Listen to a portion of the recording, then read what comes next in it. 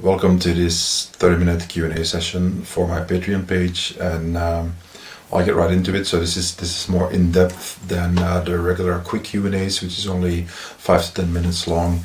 This runs for about half an hour or more, and I'll try to go more into detail about certain topics. So this is a question Andy asked, and Andy wanted to know if I could talk a little bit about the effects of fear and how to deal with them.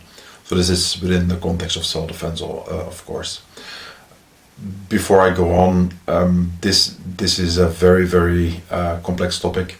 There's a lot you can say about that. There's already many books written about that.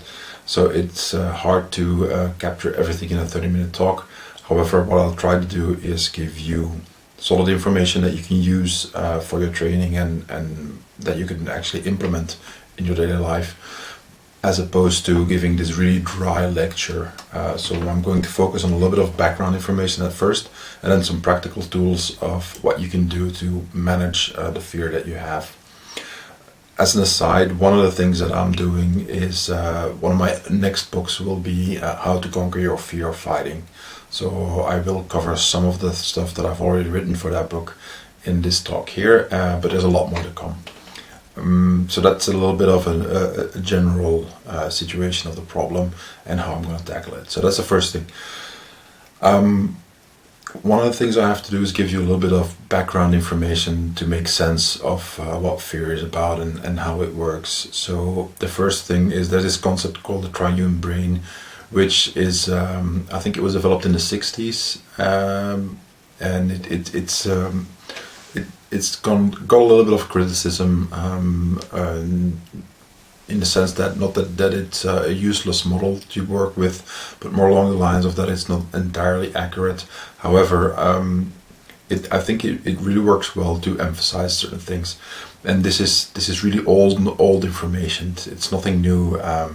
I think I read about this the first time something about 20 years ago, where I read about books about it was called Neanderthals at Work, or something like that, and that was the first time that we were but that I actually learned about that kind of stuff. So it's not new information. However, I've noticed that a lot of people tend to gloss over it, and there's a point I want to make, and that's why I'll explain a little bit more. So the theory of the model of the triune brain is basically, it says that the human brain is comprised of three different parts that work at different levels.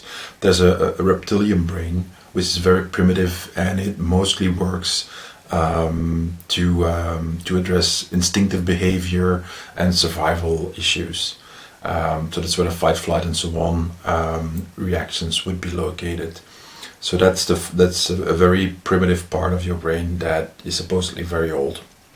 There's a primate brain, which is a part of your brain that would be more concerned about emotions, status, and things like that. And then we have what you can call the human brain, which is where your conscious mind lives, and that means the thoughts you have in your head, conscious thoughts, abstract thinking, things like that. Those are then situated in the human brain.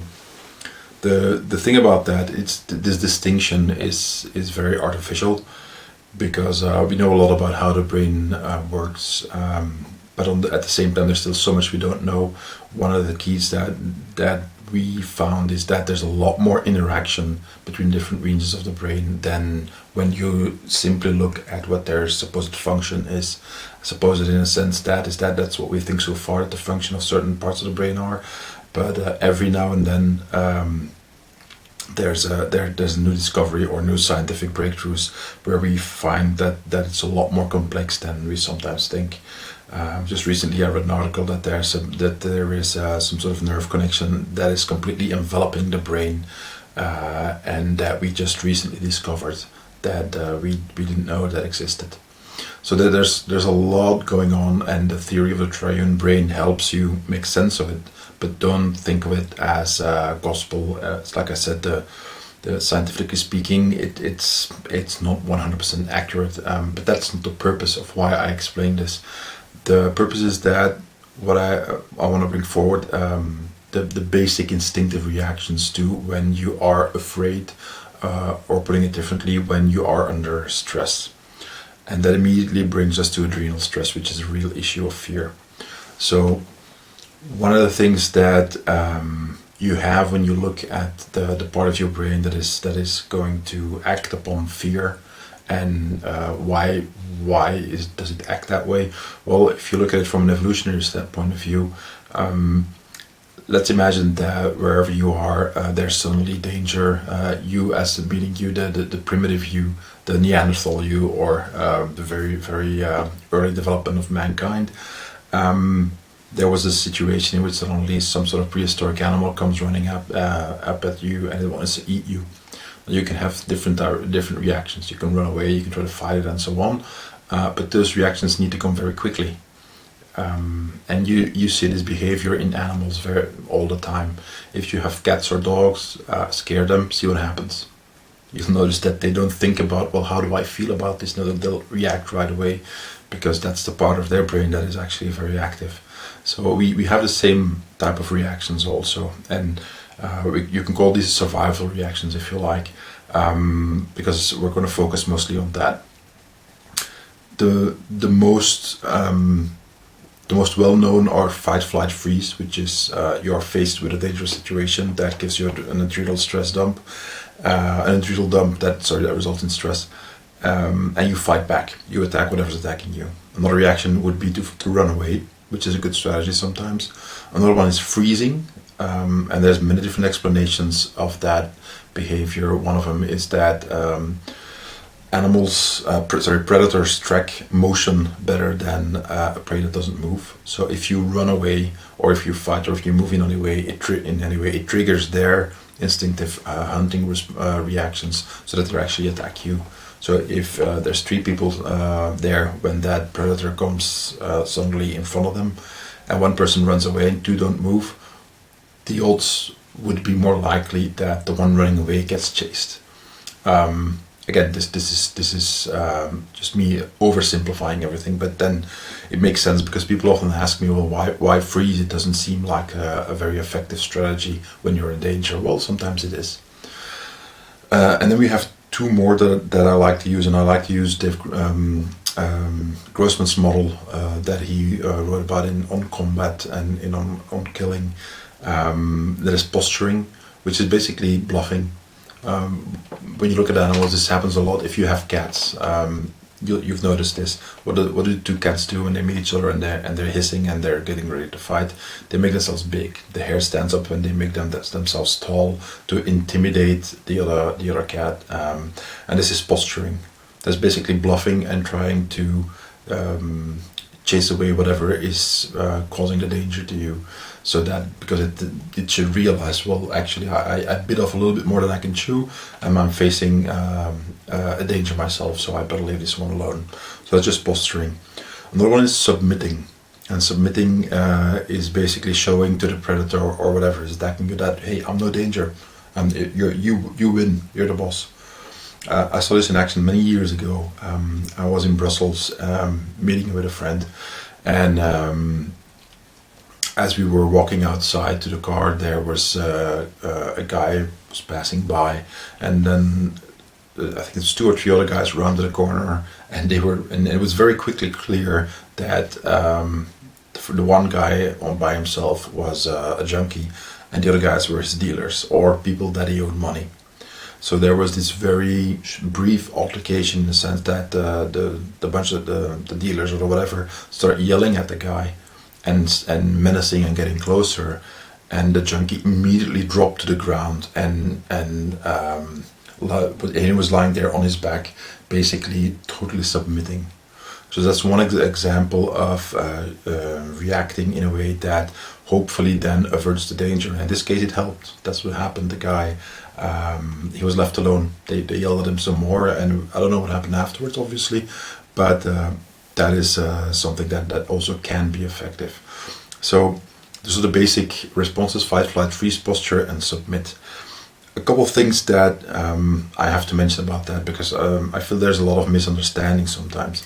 First of all, you might have the tendency to react in one of these 5 ways. Some people always attack when they are in danger, or when they perceive danger, or when they're under stress. Other people will always avoid conflict and so on. So you might have a tendency to go a certain way when you are triggered into such a situation. However, there are no guarantees. If you're the person who every time that you're under attack, or that that part of your brain becomes active, you immediately get into fight mode, that doesn't mean that you can freeze. You can. Everybody can freeze. It happens to the best of us. It happens to everybody. It can happen to everybody, even people who fought or faced danger many times before. I like to tell Lauren's story. Lauren Christensen, my co-author, that he wrote in one of his books, where he said that he was a police officer back then. He was in his squad car. He got a call, and he tried to grab the microphone to answer the call, and he said he froze. He couldn't move anymore. He fell backwards in his chair. He was sweating, and he just all the energy drained from him, and he couldn't move. Somebody else took the call, and turns out it was nothing. And he later it was very difficult for him to handle that, in the sense that afterwards he tried to figure out what was going on. I've done so many calls before. He was a military police officer in Vietnam during the war. Fought many times, faced many dangers, and still he froze. And then he basically said that it never happened again. So all the dozens or hundreds of times that he leapt into action when the call was there, he did that just fine. And then something that triggers whatever, who knows, makes that he freezes. So if it can happen to him, it can happen to anybody. And it's one of those macho things that is in the self-defense and martial arts community a lot, where, because I'm trained and I know about adrenal stress and blah blah blah, and I'm hardcore, and and I can handle anything. It's nonsense. Everybody can freeze. It's just nonsense. Everybody can freeze or run away or flinch or whatever you want to call it. There's no guarantee. So that is a key thing that I want to stress, is that if you want a guarantee, you're gonna have to buy a toaster or a TV, because those things have guarantees. But whenever violence is concerned, there are none. So that is the first thing. So let's imagine that when you look at the different parts of the brain that are active. So let's talk about the part that that controls everything when we're talking about fear. So you're in a very stressful situation all of a sudden, and you are afraid. And your brain actually recognizes the danger, and it will automatically do certain things. So nowadays we call this the adrenal dump. So your brain will flood adrenaline into your system, and this has a chain reaction within your body.